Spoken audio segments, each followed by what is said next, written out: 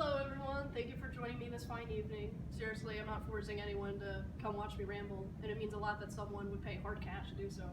Today I'm here to open up your minds through the discussion of this lovely book I've read. Factfulness by Hans Rosling has not only shaped my opinions, but recontextualized world events and my own personal past in a new way. Hopefully by the end of this, you will all find out for yourself if this book has the same effect on you. Before I give away too much about this book, let me tell you more about myself. No, I'm not conceited. It's just important to the rest of my presentation, I promise. My name's Leonardo, and I'm a first-generation immigrant of Argentina. In fact, I'm the only one in my entire lineage to be born in America, including my siblings. But as a kid, I lived a pretty normal American lifestyle with some Argentine culture sprinkled in. I was, however, a particularly sad and paranoid kid, hence why I would project my feelings into art, shown here. But wait, it is rather unusual for a little kid my age to be so afraid of everything, something rather than playful and cheerful. What happened? Well, simply put, I was fed and feeding myself poor worldviews. Things that made me a negative person, the kind of thing that made me grow up too fast. And I taught myself a lot about the macabre and mysterious through the internet, but also learned of misery and emotion through other means. To be more specific, media that I consume is considered very edgy and sometimes adult. I listened to bands that sung a lot about how messed up things were and expressed their miseries and fears. And on top of that, I watched a lot of adult television that dived into more black comedy and violence. 1,000 Ways to Die particularly made me a paranoid kid of death. Hence, I became a shut-in, and I lived a pretty boring childhood. On top of my own media consumption, my unique family dynamic had led to some stress. Aside from my parents divorcing when I was young, my siblings were very bitter people that constantly bickered back and forth about their drama. My sister particularly never stopped gabbing about how terrible things are and how better things used to be. She still acts like that today, and I wonder why. All in all, this all combined into a tension inside my mind. I was surrounded by negativity and heard nothing but drama about others. I constantly felt hopeless, and thankfully I learned to change things around and take a more positive lifestyle of hope, love, and courage. And it was all solidified and packed right into this book, this very book by Hans Rosling.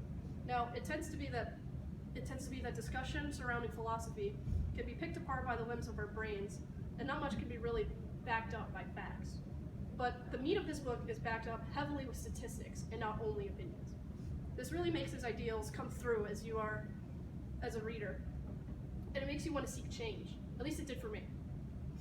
So, what is it that he really talks about in this book? Well, it expresses themes that have much to do with the people and the media that I've grown up with. Perhaps if I found this book sooner, I would have been able to turn my life around and be a happier kid. He breaks down the negative worldviews into several different instincts, and today I'll be discussing the fear instinct. Fear instinct, simply put, is the instinct in our brain that tells us to fight something or take flight away from something. In the world, this instinct can be felt between members of society or just in an individual. Fear is simple, we all know about it, we all felt it at some point, but little do we use our fears as a means of action. Instead, we often use it to cower and hide our true potentials. Take, for instance, these three common fears. Jaws and Ted Bundy relate to fears of violence, specifically fears of nature, in this case, a shark attack, or terrorism, in this case, a serial killer. The more abstract fear of death is also included here, for it is just as dreadful as the other two. These fears are completely understandable. No one wants to die early by someone else's hands, or by a freak accident of a shark's deadly bite, nor does anyone want to be weighed down by predatory loans. But they all change our collective minds, and sometimes it's more stress than it's worth. Following news of Ted Bundy's sentence, thousands counted down the days till his punishment. Following the fame of Jaws, beachgoers and fishermen feared big sharks, something that was never really considered before then. What should happen instead is our fear should push solutions, real solutions. Serial killers were so feared because the forensic science back in the day was just not good enough to catch anyone. So instead, we strive to improve forensic science, and through this, we drop the rate of crime drastically. Now we don't have too much to fear unless you're in an inner city.